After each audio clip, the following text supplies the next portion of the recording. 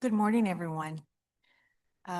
This regular meeting of the Lone Star College System Board of Trustees is now called to order at 10:30 a.m.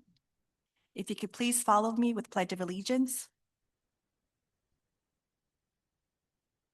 Pledge allegiance To the flag and to the republic which stands one nation under God, indivisible, with liberty and justice.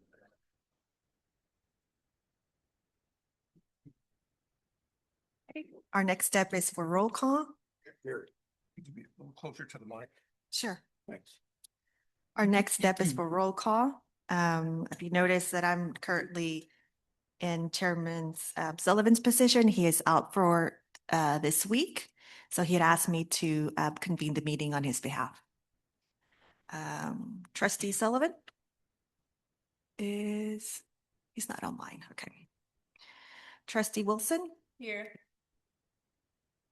Trustee Broussard is out. Trustee Stoma? I'm here. Trustee Meza? Present. Trustee Murillo? Present. Trustee Vogt? Present. Trustee Kane? Here. And myself. Thank you. We have quorum. Chancellor, has the notice of this meeting been posted? Madam Chair, I certify that the notice of this meeting has been posted in accordance with the law. Perfect. Thank you, sir. Next item is public comment. Ms. Barnett, has anyone signed up to offer public comment? Yes, we have Dr. John Bergdorf in person.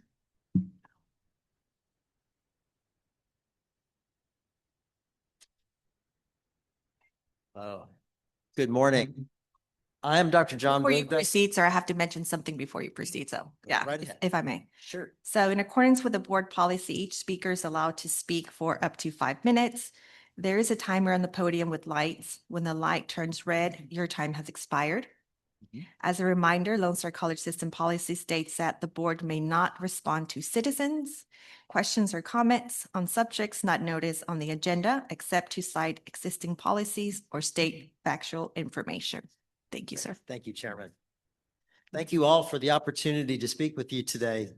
I hope everyone here had a restful winter break and that the new year is off to a great start. This morning, I would like to highlight action items 1 and 2 on your agenda. These agenda items relate to a task that has been assigned to the Board of Trustees, which has not been required of you in the past. Senate Bill 37, passed by last year's 89th Texas legislature, gives governing boards of public universities and colleges the instruction to conduct an audit of their institution's general education curriculum once every 5 years. This is a task awaiting you that you will need to complete on behalf of Lone Star College by January of next year. In addition, Senate Bill 37 requires the administration of the college to inform the board of any changes in the general education curriculum once a year. Since this reporting has not been required in the past, action item 1 on your agenda lists this curriculum in its entirety. It also reports that there have been no changes since last year. This listing will be necessary to the audit task you will soon be facing. The general education curriculum, also referred to at Lone Star College as the core curriculum, is basically a menu of approved classes across many academic disciplines. Students pick courses from this menu in a prescribed manner as part of their degree requirements. Creating this menu has been the task of a review committee of faculty with support from staff and administration, and reflects 2 foundational principles of academia, namely academic freedom and peer review. Academic freedom is the tenet we hear about most frequently. It is a foundational principle of higher education that the content of courses should be the domain of professors with expertise in the discipline. Furthermore, those professors must be free to teach that content in accordance with their professional judgment. Less well known outside of academia is the tenet of peer review. Peer review holds professors accountable to one another for the quality both of our teaching and our research. It is these twin tenets of freedom and accountability that come together in the deliberations of a committee tasked with setting the core curriculum. This review and debate can only take place in the interaction of academic experts coming together within and across disciplines. It's what guarantees that college degrees are genuinely the credentials of value we want our students to earn. Senate Bill 37 does not require college governing boards to seek the guidance of a review committee in their work of approving and auditing a core curriculum. However, doing so without that input would put the board at a huge disadvantage. With true and sincere respect to all of you who serve on the board of Lone Star College for your talents and experience, no group of 9 people has the expertise to evaluate an entire curriculum. At the state level, the American Federation of Teachers worries what the consequences will be if some colleges or university boards attempt this task without the input of faculty experts, or attempt to put their thumb on the scale to get particular outcomes. However, Senate Bill 37 allows a governing board, like yourselves, to select a committee to assist in this task. Action item 2 on your agenda would appoint the existing core curriculum review committee for that purpose. Their experience and expertise will provide you with the support you need to confidently fulfill the new tasks assigned to you, thereby assuring our students and their loved ones that the Lone Star College's college degrees they seek will help them to achieve a better life. On behalf of AFT Lone Star College, I recommend passage of both action items 1 and 2 on this morning's agenda. Thank you so much for your kind attention and best of wishes to all of you for an extraordinary year. Thank you. Thank you, sir. Ms. Barnett, are there any additional speakers for today? We do not have any additional speakers. Perfect. All right. Now that we have heard of all the speakers, we will now move on to our next item, the approval of the minutes. So it's now time to approve the minutes of the December 4th, 2025 regular meeting. Are there any corrections to the minutes? There being no corrections to the minutes, do I hear a motion to approve the minutes? Do I have a second? Second. Okay.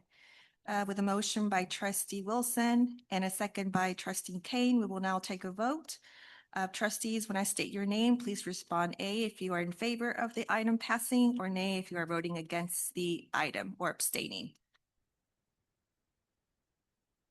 Trustee Wilson? Yay. Trustee Stomo? Yes. Trustee Mezzo? Yes. Trustee Murillo? Yes. Trustee Vogt? Yes. Trustee Kane? Yes. And myself, yes. Perfect. The motion passes and the minutes are approved. Thank you. Our next item is special reports and announcements. Chancellor Castillo, do you have any special reports or announcements? I do, Madam Chair. Thank you. And fair warning, we haven't had a board meeting in a couple months, so I've got a little bit. So thank you for your patience.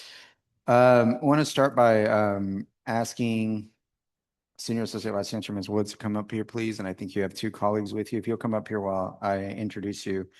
So Lone Star College was awarded the Higher Vets Gold Medallion from the Department of Labor for 2025, the only federal level award recognizing a company or organization's commitment to veteran hiring, veteran retention, and veteran professional development. In fact, this award is so rare that Lone Star College is the only community college recognized in the country and only one of 2 publicly funded higher education institutions in the country to win this award. And it was our Office of Human Resources that attended an award ceremony in Washington, D.C., where Lone Star College was recognized. And so, Ms. Woods, if you can begin by introducing your 2 colleagues to the board. Yes, sir. Good morning. Thank you, Chancellor, and thank you, Board. earning this award, this esteemed award and designation has been a goal for HR for several years. And I'm incredibly proud of the recruiting team and all of their efforts in earning this. And so I'll introduce Christy Bonin, who's the Director of Recruiting, and Danae Balka, who is our recruiter that spearheads all of the Veteran Employee Initiative. So Christy. Thank you, Trish. Winning this award was not easy. There are specific criteria that have to be met for a large employer such as Lone Star College, and we were awarded this great award with 7.26% of our new employees being veterans, and retaining 78.32% of our veterans for at least 12 months. We're very proud of this. We also offer access to a veteran employee resource group for all of our veteran employees and to leadership programs. And as of today, we have 598 employees that are currently veterans that are working for Lone Star College, and that number is growing. But as exciting as winning this award is for the Office of Human Resources, it wouldn't happen without the support of multiple entities within Lone Star College. First of all, the Board of Trustees, thank you for always supporting us in all of our efforts with hiring and retaining. Chancellor Castillo and Vice Chancellor Molina, your ongoing support has been incredible with increasing our veteran hiring and retention, and helping us stand up the Veteran Employee Resource Group was a huge accomplishment that couldn't have been done without your support. Collaboration from Lieutenant Colonel Yebra and his team in Veteran Services with providing connections to local veteran community groups. It's been invaluable, and we look forward to further partnership with them. And then we also want to thank our Chancellor's Cabinet members for supporting their hiring managers with the veteran hiring preference in their hiring searches. This has assisted us in increasing our veteran hiring numbers. And last but certainly not least, I do want to thank all of our LSC veterans. A lot of you are active in the Veteran Employee Resource Group, and this group is for you, and it provides resources and connections for you. And you're the reason that this goal was set. We appreciate everything that you bring to this organization, and we look forward to expanding the reach of the group and reaching out to even more of our veteran employees. So thank you all for your support and your time today. Before you sit down, if you can remain standing just for a little bit, I want to have the opportunity to open up the mic Yes. for any of my colleagues who want to mention anything, and I'll start, please. Trustee. Yeah. I want to congratulate you on the job you're doing. You're doing a great job. I follow you guys on LinkedIn quite a bit. Mhm. I know veterans, you can't do enough for the veterans. You can't do enough for our crisis workers as well. I know from veterans, especially veterans who've been in combat areas, sometimes they need special support as employees and just as citizens. I myself am a United States Air Force Vietnam veteran, served 2 years in the Southeast Asia theater. So I want to encourage you to continue your program, continue finding ways to service not only our employees as veterans, but the community, our community of veterans, because it's important. A lot of times they're forgotten, and we don't want to forget them. They've dedicated and given their lives to the service of this country, and they deserve a lot more. So thank you for your work. Thank you. Thank you. Trustee Vogt, would you like to make a comment? Trustee Wilson? Yes. First off, thank you all for all the work that you do. As somebody who comes from military family, I totally understand. And I appreciate it. And to have this award here at Lone Star, it means a lot, because that just puts us, like what I always say, we are premier. And so this just shows what I mean when I say we're premier. So thank you all for your hard work. Thank everybody for their support with the military. Trustee Murillo? Trustee Kane? Thank you very much, and congratulations for that award. And as has been said, we simply cannot do enough for our veterans. So thank you. Thank you. Trustee Meza? Thank you. All right. And then for myself, I really appreciate all the work that your group, your department is doing to make sure that we cater, that we promote Lone Star College and that we retain our veterans. So I just want to, provide a huge congratulations and thanks for what we do to support and the opportunities that we, share with all our veterans. So we really appreciate that. And obviously, do we have any veterans here at the moment? Don't be shy. Today is Okay. Veteran. Well, thank you, man. If we can just stand up and say, and it's just, gratitude on you. Thank you for your service.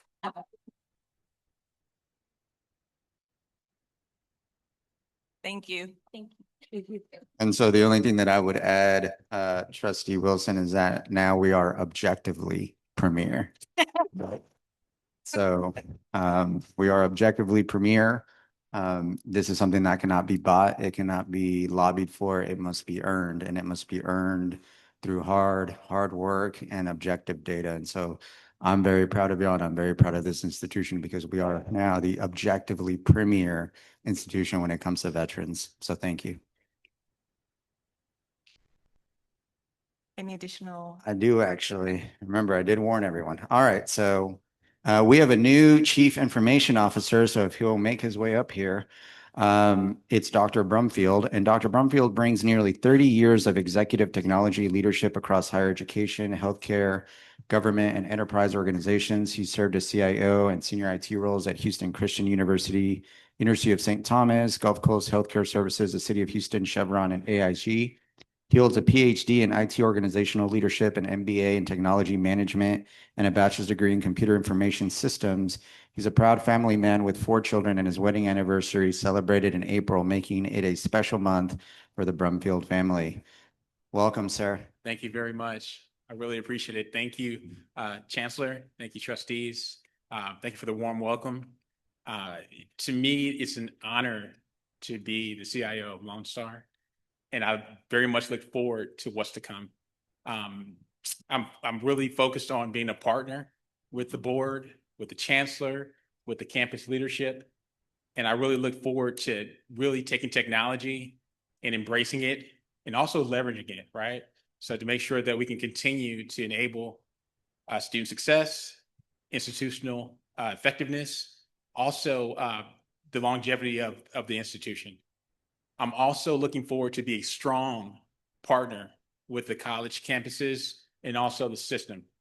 It's important to me that I also keep the board informed, keep them in mind. And I understand that being a CIO is definitely, a privilege. And I look forward to being a servant leader. Thank you. Thank you, sir.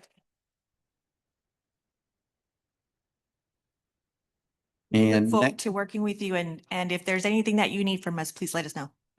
Sorry. thank you, ma'am. Next, we have a hello and a goodbye.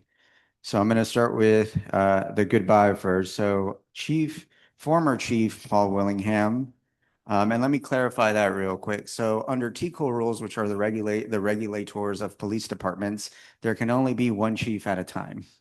And so being a gentleman, former Chief Paul Willingham gave us plenty of notice that he was leaving. And so with that notice, we were able to find a new chief, which I will introduce in a minute. But we wanted to make sure that we had an active chief so that we could have a transition. And so that's why we have essentially a former chief currently employed and a current chief employed. And so former Chief Paul Willingham, he's retiring after a 35-year Texas law enforcement career devoted entirely to public higher education, including more than a decade serving as chief of police for Lone Star College. And we invited him to be here, but being the committed professional that he's always been, he's already essentially getting ready for his next adventure. And so he wasn't able to join us here. He's in Ohio right now, I understand. And so he's led the police department through periods of transformational growth and operational complexity, successfully managing responses to major emergencies such as Hurricane Harvey and COVID-19. He championed a student-centered, service-oriented policing philosophy and intentionally built a positive internal culture. He established a robust internal training unit that exceeded state minimum requirements and addressed emerging risks. He expanded departmental capabilities by creating specialized units and teams, including the criminal investigations, threat assessment, special event response, fleet management, and honor guard. And he led the department to elite national CALIA accreditation achieved by fewer than 5% of law enforcement agencies with Lone Star College, being only the second community college department in the country to earn that. So our police department is also objectively premier. And as a point of personal privilege, I just take a minute. Chief Willingham and I started about a month apart. I remember one of the first people that I met was Chief Willingham. At the time, I was the general counsel. And eventually I would work with Chief Willingham as a colleague and peer. Then I became his supervisor when I became the COO. And literally, I took over emergency management during Hurricane Harvey on August 25th of 2017. And that's when I became Chief Willingham's supervisor. And I can tell you that I just read a lengthy sort of summary of him, but what I'll tell you is you learn a lot about people when you're in the middle of a hurricane, in the middle of a storm, when it's time to sort of rally the troops. And Chief Willingham is everything that you would want in those situations. Over the years, we had situations where we had active shooter threats. We had indiscriminate threats of violence. There was one time I remember in the middle of COVID, we also had a hurricane. And I remember telling Chief Willingham, like, the pandemic's not enough. Now we've got a hurricane on top of the pandemic. And through all of that, he was always a consummate gentleman and a great colleague. And I am personally going to miss him a great deal. He has been an instrumental part of our safety and security at this institution, and we wish him the very best. Again, he couldn't join us today, but I'm sure he's watching somewhere and this is recorded so he can watch it later. And so if we could please give a round of applause to Chief Willingham, former Chief Willingham.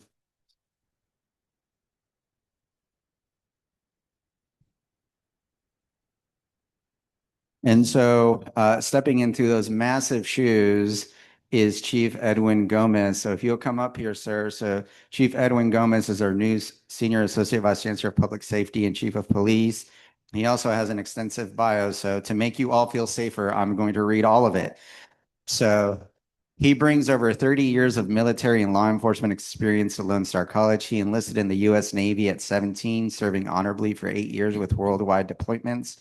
He served as a deputy sheriff, a narcotics detective, a riot control officer, a SWAT operator at the Broward County Sheriff's Office in Fort Lauderdale. He joined the Lone Star College Police Department as an officer and advanced through the ranks to deputy chief, establishing and commanding the 1st Special Protection and Response Team and serving as the Operations Bureau commander. He also earned his bachelor's degree through Lone Star College inaugural 4-year program. So he's one of our alums as well. He is the proud father of 2 adult children and the grandfather of 4. If you could please join me in welcoming again Chief Edwin Gomez.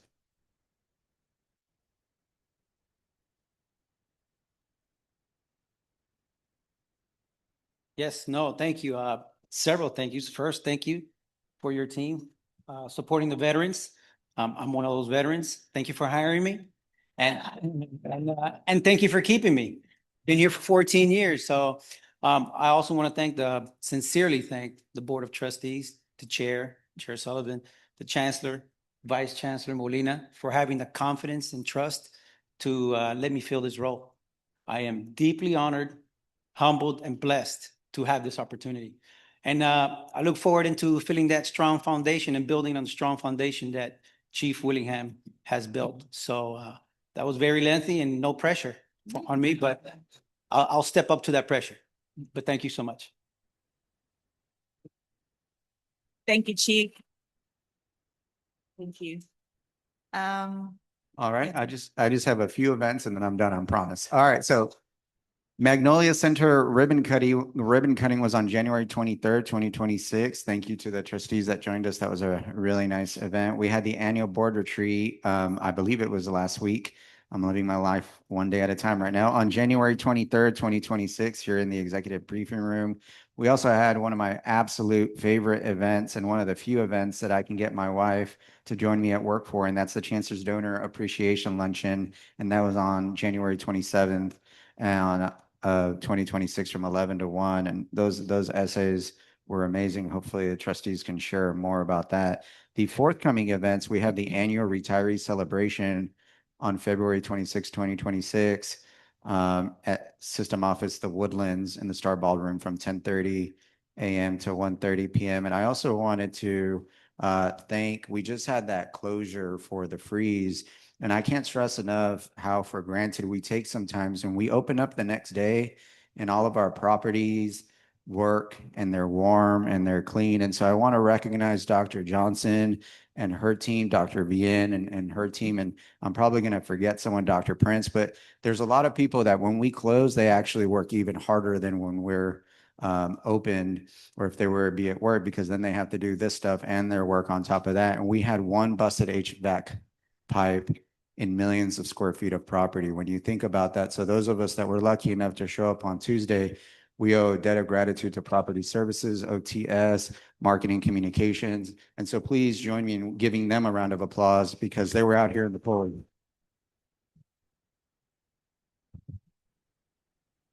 And lastly, just two amazing data points. So official day of record was on Monday. Yet again, we have record enrollments at 97,221. For the last 4 long semesters, we have had the highest enrollments every semester in succession. And what I'm most proud of this spring is that we also captured the all-time retention record. So not only do we have record enrollments, it's how we're getting those enrollments. We're not just recruiting new students, we're holding on to the students that we have. And so I want to thank the board. It's working. Again, all-time retention, all-time enrollment. And I want to thank the board for your support because we're doing the thing. Thank you so much. I'm done now.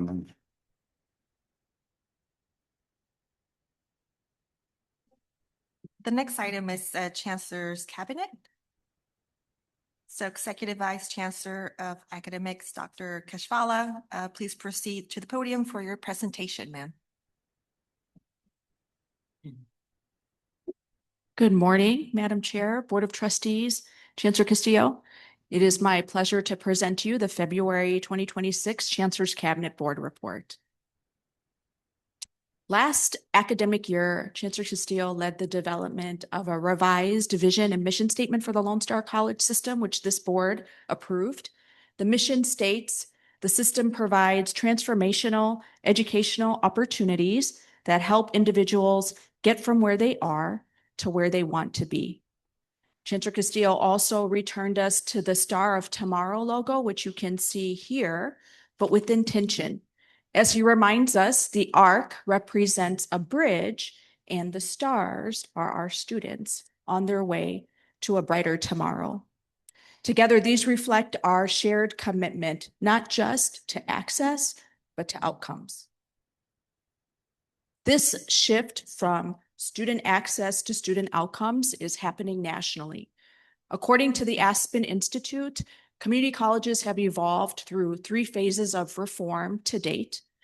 Community College 1.0 is our founding mission, which is access, opening doors of higher education for everyone.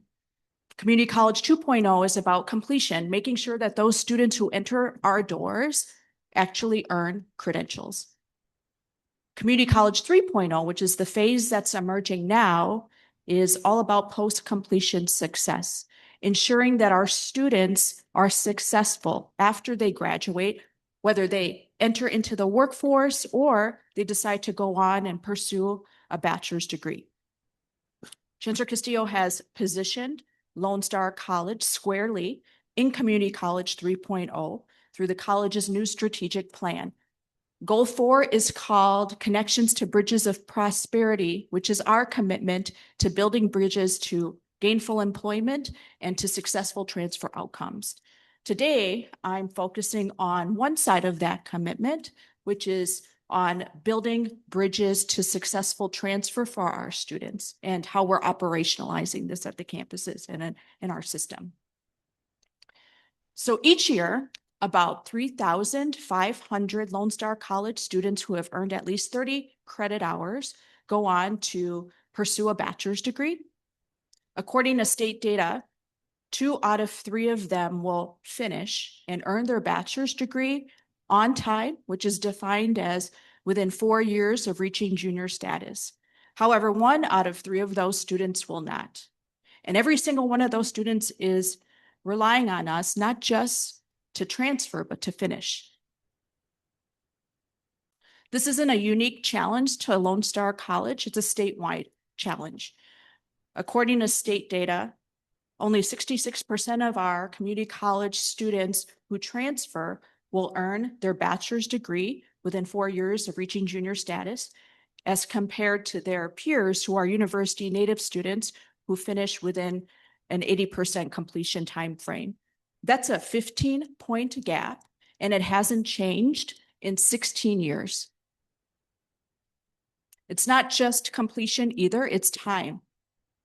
Our community college students take 7 years on average to earn their bachelor's degree. That's from the time they enter onto a community college campus until they graduate at the university, as compared to their university native counterparts who take about 5.2 years. As we know, every extra year is another year of tuition and another year away from them reaching their goal.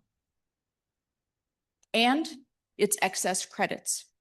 Each year, the state interviews and surveys Texas public universities to find out from them what are the barriers for community college students from earning the bachelor's degree. And this past 2025 data, the universities cited as the #1 barrier, 54% of them, in fact, that community college transfer students arrive with too many credits that don't count. We can change this, and at Lone Star College, we're starting from a position of strength. Among large urban community college systems in the state of Texas, Lone Star College leads at 66% bachelor degree completion, as you can see from this table, amongst our peers. We're leading, but leading at 66% is not enough. Transfer isn't the finish line for thousands of our students. A bachelor's degree is. To deliver on our mission, we need to get our transfer intended students to where they want to be. The college's new strategic plan sets the course, and goal for KPI #1 is a clear target. By 2030, we will achieve a 70% university graduation rate for Lone Star College first-time transfer students. Our baseline is 66%, and we're aiming for a 70% university graduation rate by 2030. So how are we going to get there? Goal for KPI #1 is or KPI #5 serves as our bridge. Guaranteed transfer partnership agreements. Today, at Lone Star College, we have what we call articulation agreements, many of them, often I think 50+ articulation agreements, which are course-by-course guides that inform our students of what courses should transfer to a 4-year university. It's not guaranteed, and there's no accountability built into these articulation agreements. We're working on what we're calling guaranteed transfer partnership agreements, GTPAs, which are different. These are legal agreements with our select 4-year partner universities that guarantee full credit transfer and junior standing. And if one of our students finishes one of the prescribed pathways, when they get to the university, if a university partner wants an extra course that's not on that pathway, they pay for the courses and not our students. The accountability is built into the plan. We're aiming for 5 signed guaranteed transfer partnership agreements with select universities, and we're building 50 transfer pathways in high return on investment programs as determined by criteria that's been defined by the state. All of this by 2030, this is our bridge.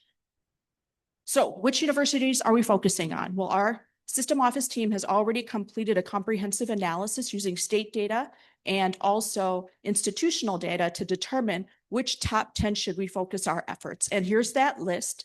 This list actually reflects 84% of where our transfer students actually go. And so this is pretty consistent year after year, and it's focused on volume. And so this is where we've already started our efforts of building these agreements. Our amazing system office academic affairs team, who's over here, and I don't always get a chance to brag on our team members, but our team has already completed a comprehensive assessment of our current transfer advising infrastructure to find out what do we need to do to be able to fill gaps so we can reach our target. And we had over 70 colleagues from across the system contribute to the assessment and to get to these 2 priority findings. One thing we need to do right away is we need to strengthen our transfer pathway tracking and our transfer advising infrastructure, which is going to require some technological advances in terms of our processes. So we can make sure that courses count for students and they apply toward the degree, so there's no wasted credits. And after transfer, we need to stay connected with our students at the universities through graduation. This work is currently underway. Here's our roadmap to 2030. So as you can see, the bars represent our leading indicators and the red line is our outcome that we're shooting for.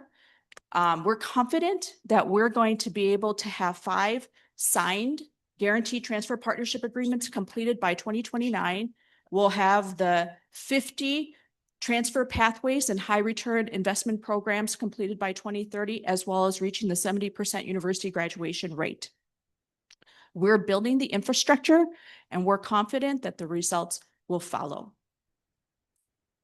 Transfer isn't the finish line for thousands of our students. A bachelor's degree is, and that's why we're starting something new. GTPAs are not promises, they're guarantees. Full credit transfer, junior standing, and if the university requires a course that's not on the prescribed pathway, they'll cover the cost, not our students.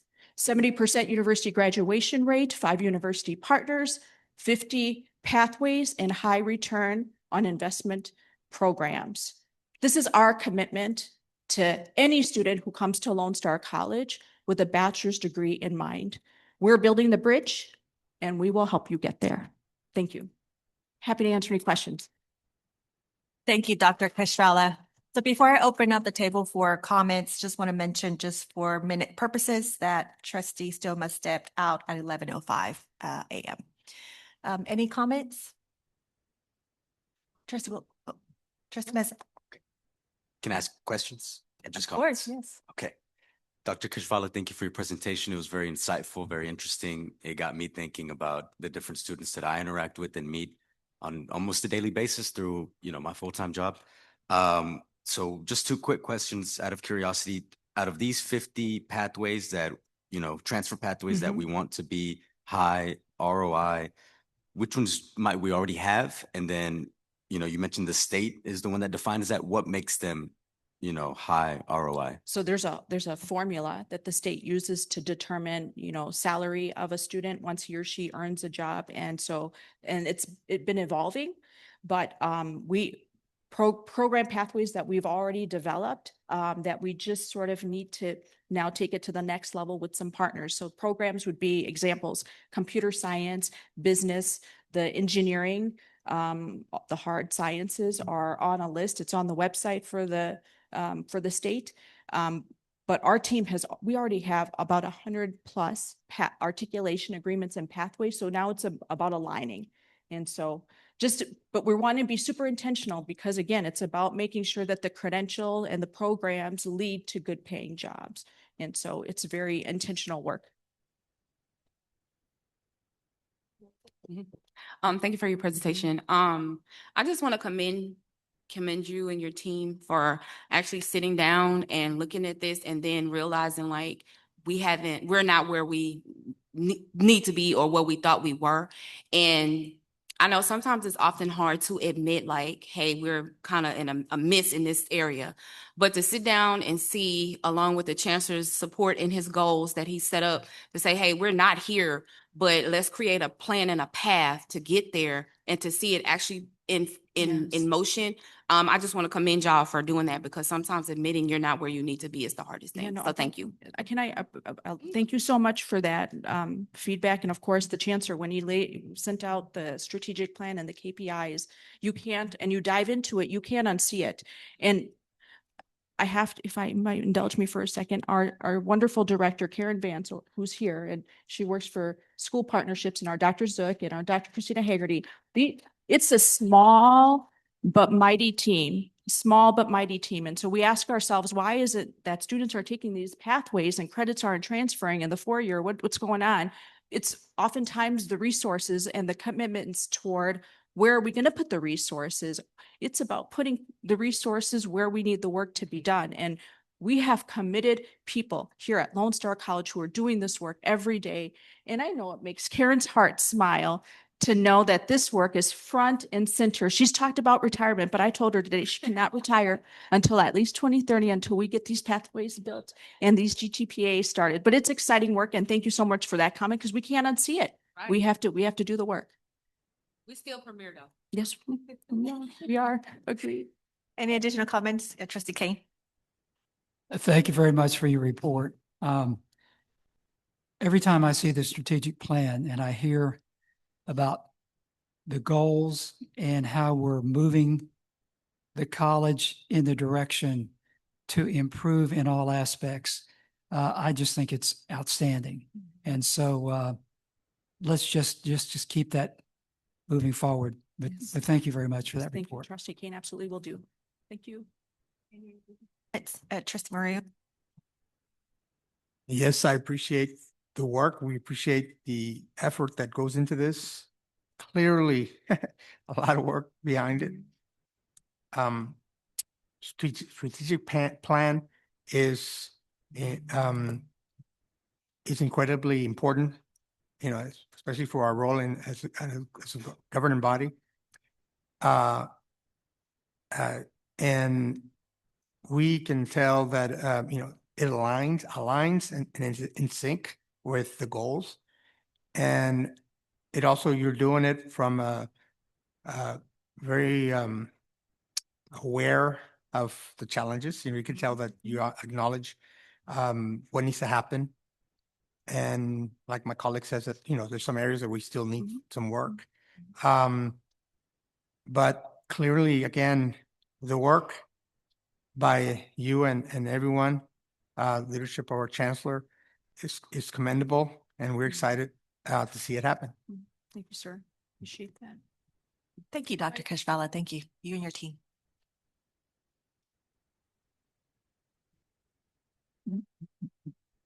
Our next item is faculty president. Professor Waits, I believe you're up this month. Good morning. In January of 2006, I was in my first year here at Lone Star College. I started my career as a high school teacher in Louisiana. And so this was my first stop in teaching in Texas. So I didn't know how the retirement system worked here. So I went to HR because I had to choose my retirement program. And I said, okay, I've heard there's TRS, there's ORP. What's the difference? And I sat down with our HR rep, it was Teresa Holloway, and she said, well, let me make it simple for you.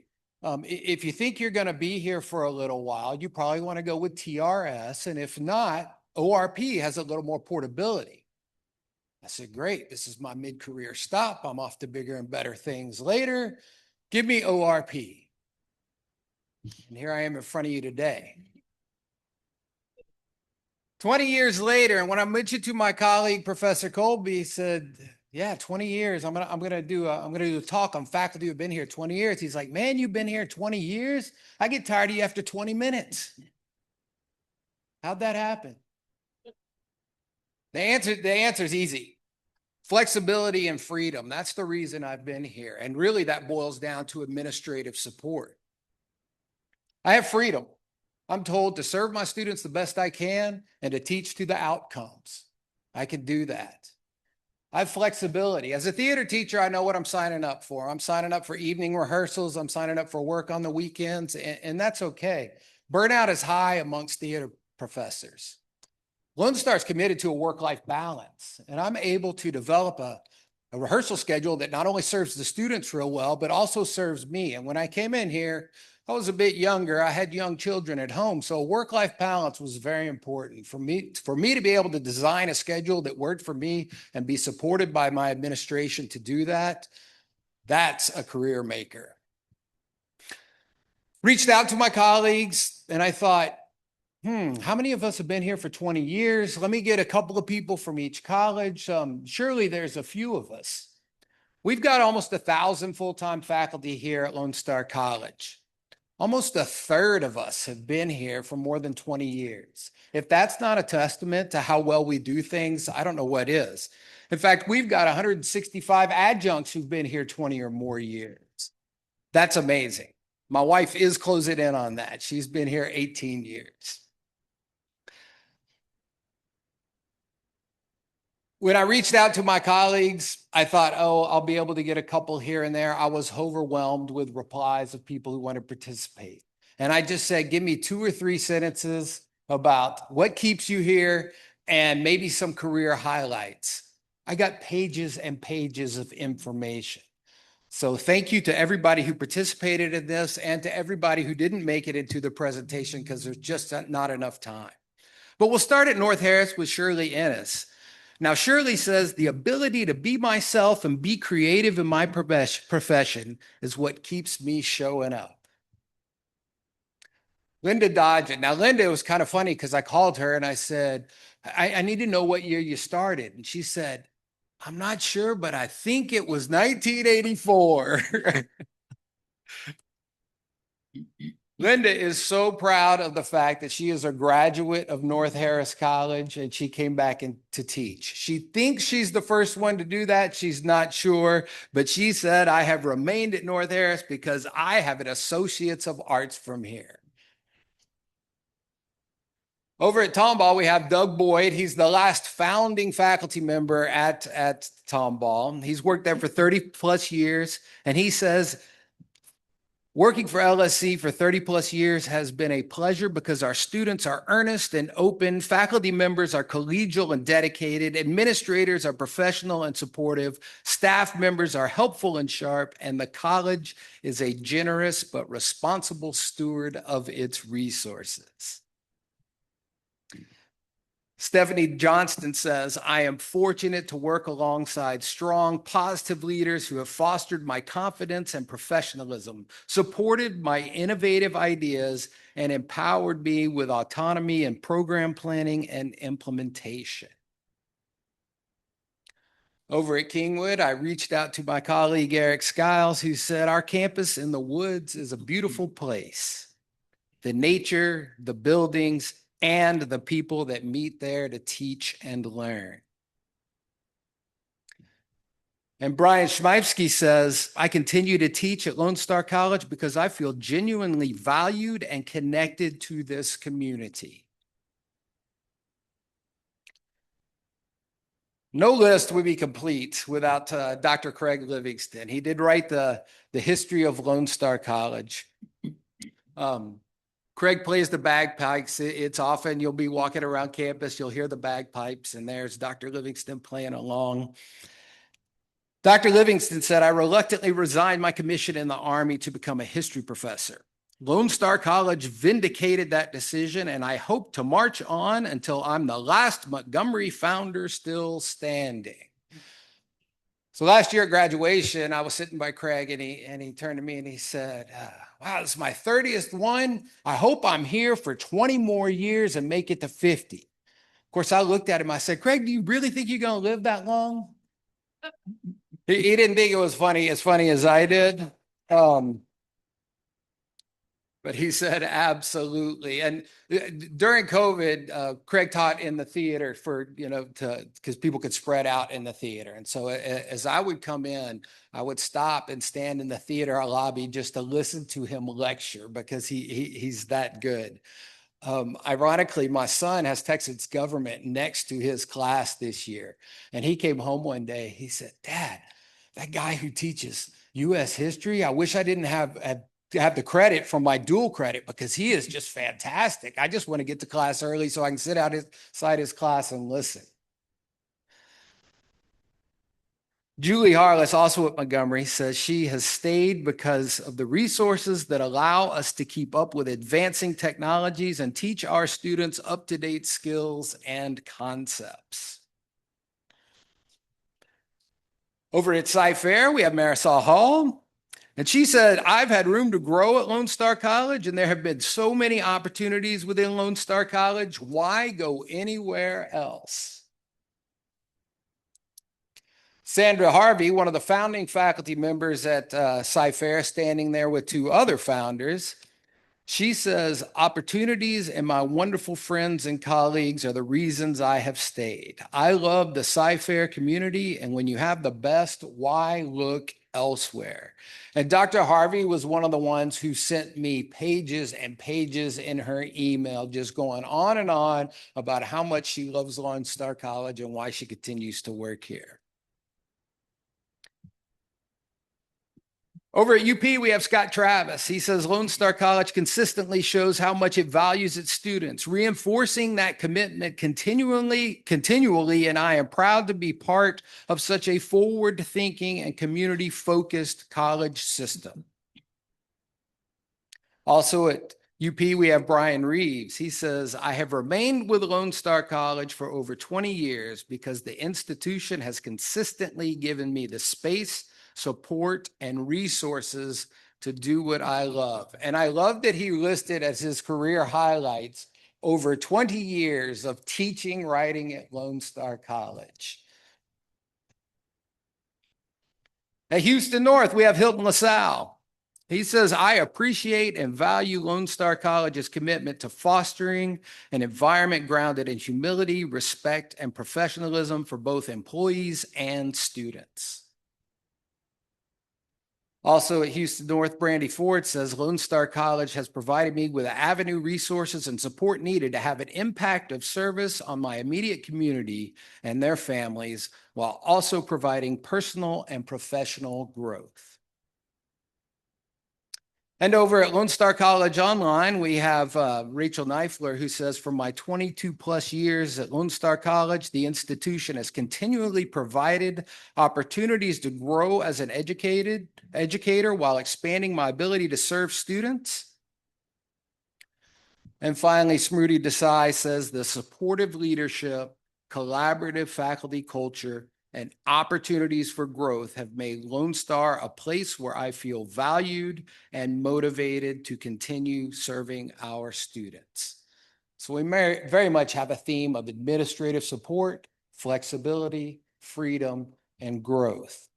You know, 20 years ago, Lone Star College was going to be my stepping stone to someplace bigger and better. Somewhere along the way, I discovered that Lone Star College is the bigger and better for me. Thank you.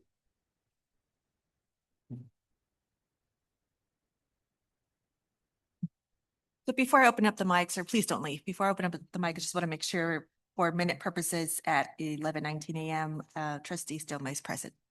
Thank you. Any questions or comments?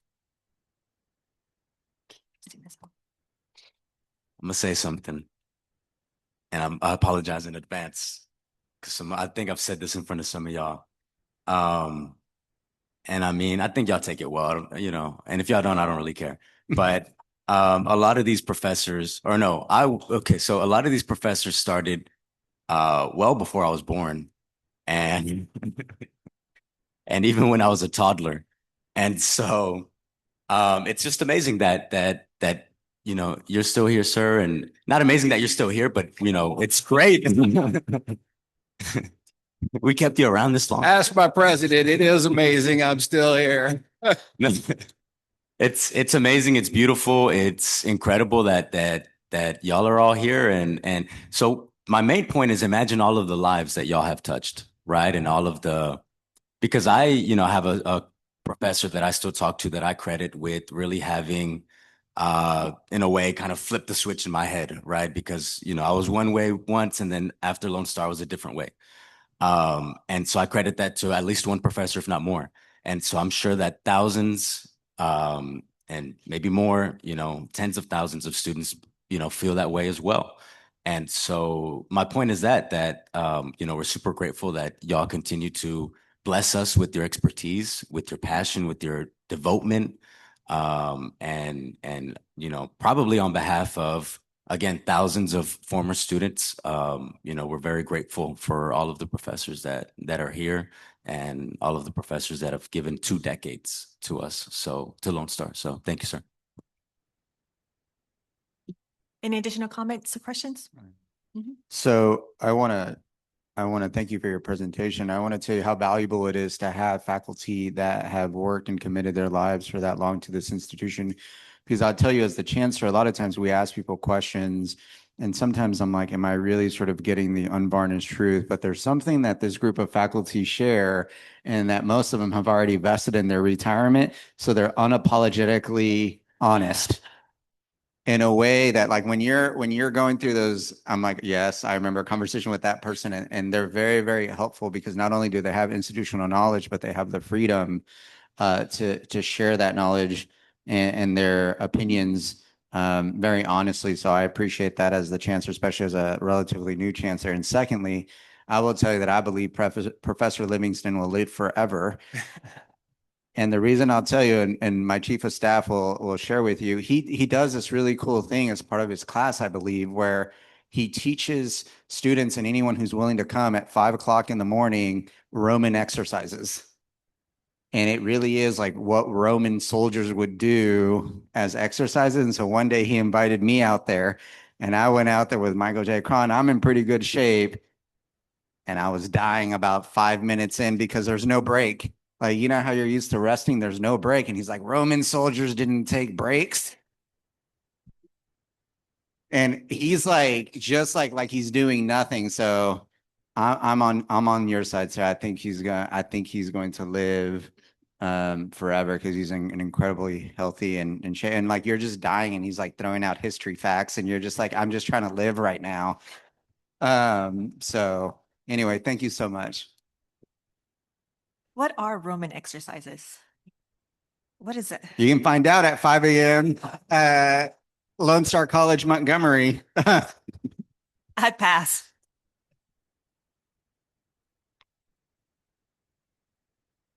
Okay, so the next, okay, so the next item is board members. So trustees, do you have any special reports or announcements?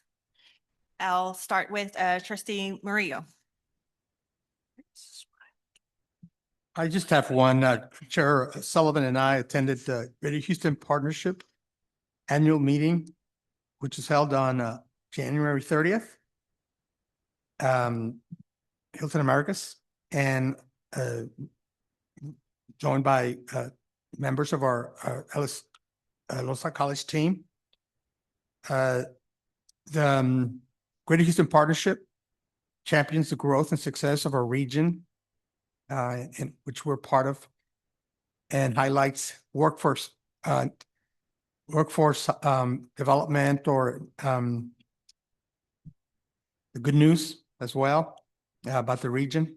So it's always it's important to that is good to know that we're part of this effort as a be a partner with Greater Houston Partnership. That's it. Trustee Kane. Had the opportunity to attend the Magnolia ribbon cutting. That's a great facility, and it's going to be really important as it serves the students in that part of our service area. Also attended the Chancellor's Donor Appreciation Luncheon. Of course, if you've been to that luncheon, you know the highlight of that luncheon is listening to the stories that the scholarship winners tell. And it's very enlightening to hear their stories, and in many cases it's very touching as well. But kudos to those folks who donate in order to make those scholarships possible, and kudos as well to the Education Foundation. Thank you, trustee myself.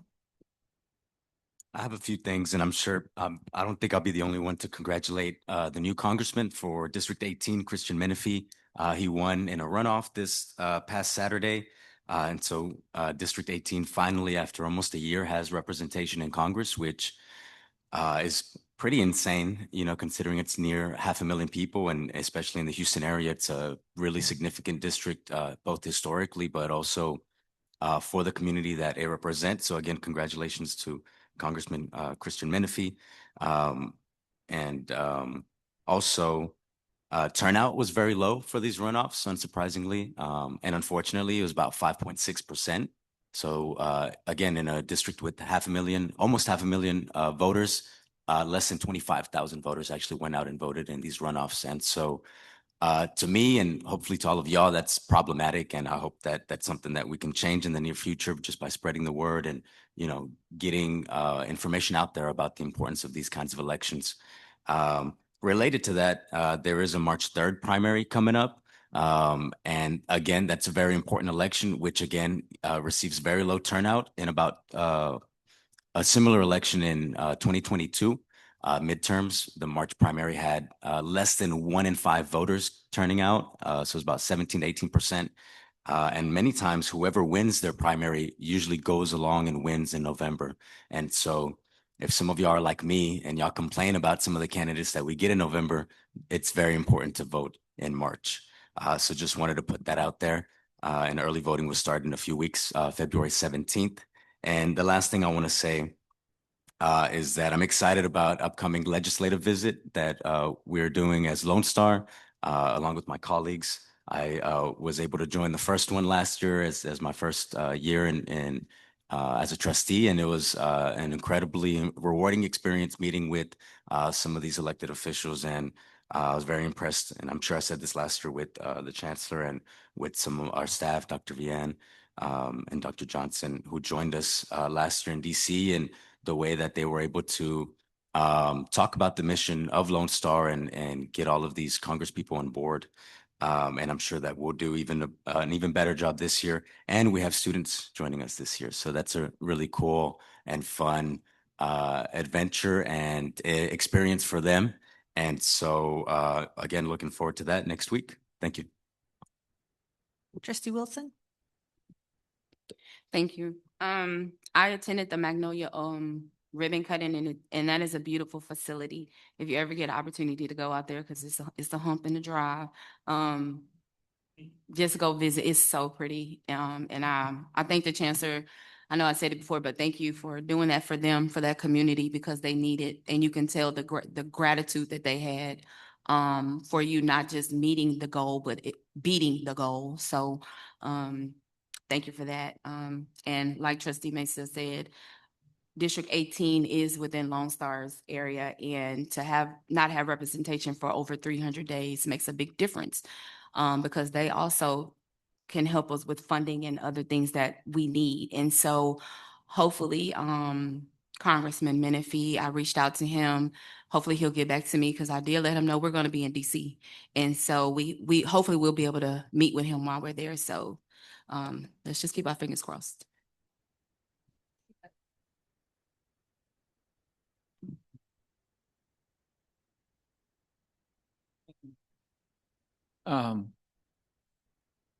I attended in the ribbon cutting for the new Montgomery facilities, and which are terrific. I mean, they weren't cranked up and people learning that day, but it's ready to go. I'll be interested in seeing their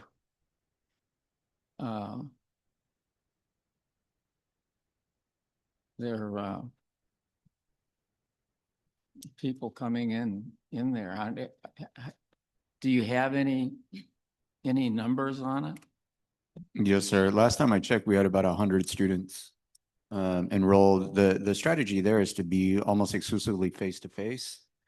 And so because that center is supposed to be an access point for the people in Magnolia, and so 100 students doesn't sound like a lot, but like I said at the ribbon cutting, like you've alluded to, that community, I think, had very legitimate reasons for worrying about, are they actually going to open up on time in time for the spring? And so I was actually quite pleased with the 100 students. Again, it's all face-to-face because it's an access point, and I think we're going to have a big jump here in the fall when people see that it's actually was built and people can sort of rely that it's going to be there. Because to be fair to parents, and you see the building going up, and I'll tell you, at my own child's school, I've been waiting on a gym for 5 years. And so I respect the parents that waited. And so I'm actually really proud with the 100 students. And Executive Director Peacock has posted pictures of the parking lot. And there are a lot of people there, given that it's, a couple months old. And so I think our best days are ahead of us. And then compliments to Dr. Kishvala and Dr. Nutt. They're the academic officers over that center, and Dr. Johnson and Dr. Bien, who are the behind the scenes facilities and finance people that made it happen. It's a team effort. Everyone has to play their positions in order to have a beautiful building that's full of students. I wanted to say too that I had a little sweat work to do there. I had to use a huge pair of scissors to cut that ribbon. But so happy for her. Thank you.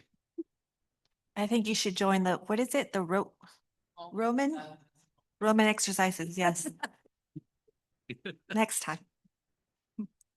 You're good? I don't have it. Okay, perfect. So I do have a report. I have a Lone Star College Foundation report. Lone Star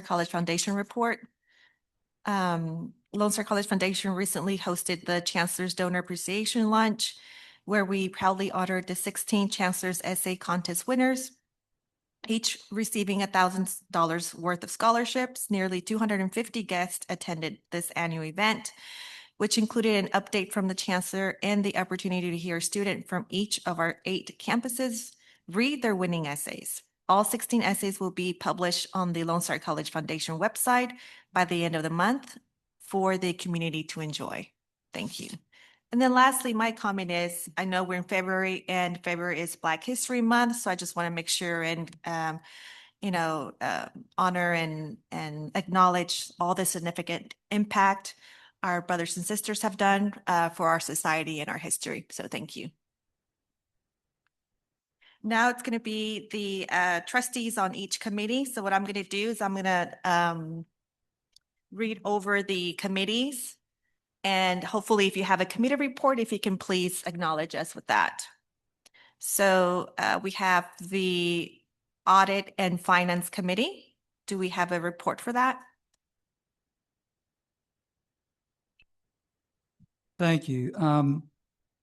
The Audit and Finance Committee presented a highlight of the annual comprehensive financial report, and the full report will be presented to the board in March by Forvis, our external auditors.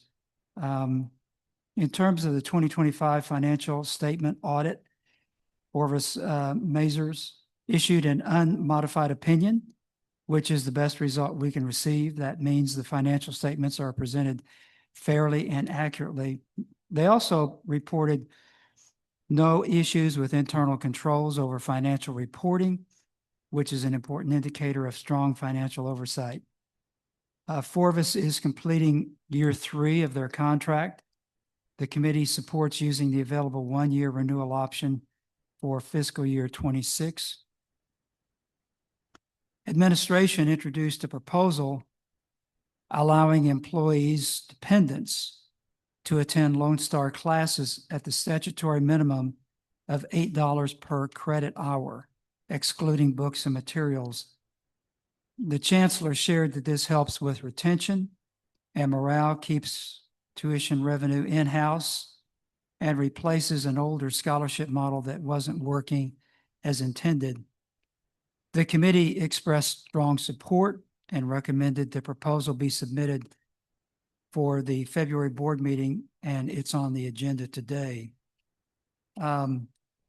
Proposed debt defeasance.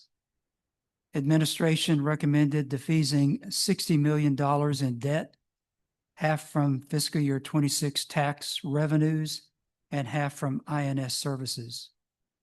This is projected to save $21 million in present value taxpayer dollars while still keeping INS reserves at a level that protects our credit rating. The committee strongly supported moving forward, and this item will be on the February board agenda. In terms of internal audit update, we welcomed our new Chief Audit Executive, Dina Cashman. She shared initial observations and emphasized collaboration with both external and state auditors. the committee expressed strong support for her work ahead. Thank you. Thank you. Our next is the Chancellor Goals and Evaluation Committee. Thank you. Our committee is planning to meet the week of February 23rd. Notice has gone out to see when the members are available that week. After a successful board retreat and where the chancellor laid out the goals and everything that we wanted to get before meeting. Now we're ready to get to work. So yeah, I will provide a report at the next meeting. Thanks. Okay, thank you. Next is the Grievance Committee. Perfect. Committee on Committees. That committee met in November to discuss the candidates for appraisal districts. We have not met since then. There were no issues at that time. Next is Committee Engagement. No report at this time. Okay. Technology Committee. Just want to quickly update, we are continuing to work on system-wide Wi-Fi upgrades, estimated completion at the end of this year in December. And then the AIR or Air Data Institute, a new cohort is underway with 20 participants. The Data Institute is a 5-month professional development program designed to enhance participants' knowledge and skills in data. Thank you. Okay. Appraisal District Matters Committee. All right, we're none. And then lastly, the Policy Committee, which is myself. Just bear with me. So the Policy Review Committee continues its work on the board proposed policies, administration proposed policies, and policy changes that arose from the 89th legislature. The PRC met on December 16, 2025 to consider various policy revisions. Today, the PRC presents for board consideration action items 13, 14, 15, and 16 regarding Department of Justice updates to accessibility, the Texas Open Meetings Act updates, travel, expense policy updates, and vacation leave updates, respectively. The PRC will continue its work with additional policy revisions and expects to have more revisions next board meeting. Thank you. Madam Chair, just a Trustee. recommendation on your policy committee. It would certainly be helpful for me if periodically you could give just a bulleted out list of the policies that you guys are considering. Because otherwise it kind of lose thought on what's under consideration. So that would be very helpful. You understand what I'm asking? So say that again, Trustee. In You other want us words, to do what again? in the policy committee, you're Uh-huh. considering a number of policy changes. Is that correct? 13, 14, 15, 16, yes. What I'm asking for is maybe a periodic, I won't call it a report, but a periodic reminder. You could just bullet out. Here are the policies under consideration by the Prior to the meeting? committee. Yeah, you know what I'm saying? Prior See to by us name. meeting, prior to us meeting here, you would like a report of those items? Yeah, being not filled out? a dissertation, just a bulleted item list. of No, no, what no. you're Consider Okay, to keep us mindful of what you're considering. Otherwise, I mean, who knows? You know? okay, I'll make sure I note that. Yeah, thanks. Okay. You did? Perfect. Any other comments or questions? Okay. So next item is the consideration of the consent agenda. Take my glasses for that. We will now move forward with the consideration of our consent agenda. For this agenda, I would like to pull action item 8 and action item 11 for separate consideration with the vote to occur after closed session. Are there any additional items to be pulled from this discussion and separate for consideration? Okay. So the following items have been removed from the consent agenda, which is item 8 and item 11.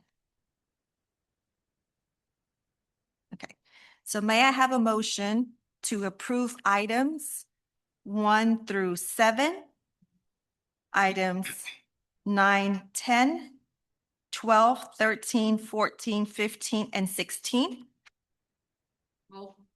Okay. Trustee Wilson, do I have a second? Second. Who was that? Trustee Kane? Yes, Trustee King. Okay, Trustee Kane, a second. So trustees, when I state your name, please respond yes if you're in favor of the items passing, or not if you are not in favor of them passing, or if you want to abstain. So Trustee Wilson. Yes. Trustee Stoma. Yes. Trustee Meza. Yes. Trustee Murillo. Yes. Trustee Vogt. Yes. Trustee Kane. Yes. And Trustee Kane, myself. Stoma, I already mentioned you, correct, sir? So you did 1, 2, 3, 4, 5, 6, and myself. Yes. Right, perfect. Thank you. The items pass. Right? Yes. Our next item is financial report. So Dr. Vianna, if you could please step to the board, podium, I'm sorry.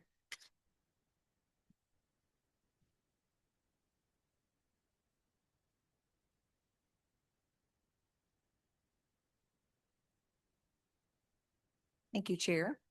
So in your packet, you should have all of the information, and I wanted to note to the trustees that you do have information as well for November.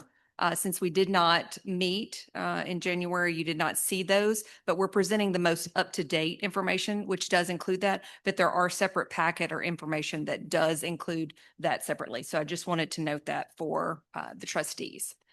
So taking a look at the financial statements through December 31st, taking a look at where we are, we're definitely on track. And as I reported to the board at the retreat, we remain in a healthy financial position related to revenues and expenditures. So taking a look at January, it's reflected that we have received our tax revenue starting to come in. That is typically starts to come in December and January as payments come in. So that is starting to trickle in through this month received. So at the point of December 31st, we would have received 105 million in taxes, 66 million in tuition and fees, and then 55 in state appropriations. Taking a look at actual expenditures through December, again, approximately 100 million allocated for salaries, 14 for employee benefits, and approximately 25 million in services are, of course, the highest expenditures through that month. Total budgeted revenue, again, for this budget year is $548 million. As you can see, through the month ending December, we had received appropriately 43.2% of our budgeted revenue, which is represented at a total of $237 million for month ending December. Looking at expenditures, again, we continue to track a little bit lower year over year on what we've actually expended. A part of our budgeted expenditures at $147 million in expenditures through the month of December. Taking a look at the financial statement, there's no significant budget variances to represent at this point. The biggest highlights is to note that we have had an increase of miscellaneous revenues from year over year, which is a good thing for that point. And so that is due to an increase in FAST funding, bookstore commission, vending commission, investment income, as well as a couple other miscellaneous areas. So that is really the only significant item to note through the financial statements for December. And as representing expenditures, there's no significant variance to represent or to report to the board at this time. Again, taking a look at your full packet for month ending December, you have these additional resources in your book, as well as I mentioned, the November packet. Wanted to note to the trustees is that, again, no additional funds have been received for Harvey since the last report. We did request the last remaining amount of approximately 100,000 from FEMA for Harvey-related expenses. We continue to supply receipts and information from them, and so we're hoping to settle out that account in the upcoming months, but there is no significant progress on that at this time. As requested, we do want to make sure we highlight the reserves for the board. And so 212 million approximately in reserves, which again does not represent the $101 million in project set asides. So wanted to make sure the board had that information. Happy to answer any questions that you may have. Any questions, trustees, or comments? Right, no. Thank you, Dr. Vian. Thank you. So now we move to closed session. The Board of Trustees, in accordance with the Texas Open Meetings Act, will move into closed session under one or more of the following provisions: Section 55.1.071, 55.1.0.72, 55.1.074, and 55.1.076, and 55.1.0.761. We now move to closed session at 11:50 a.m.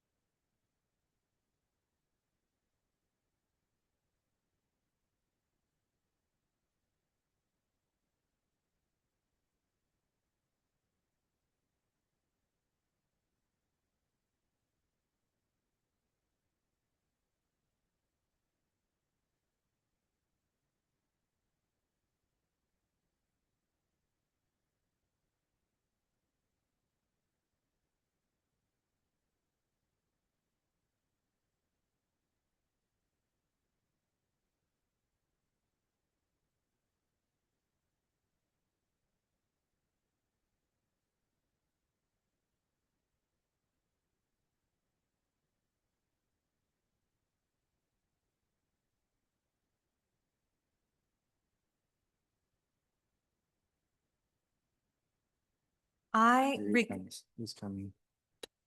This one, right on. There he is.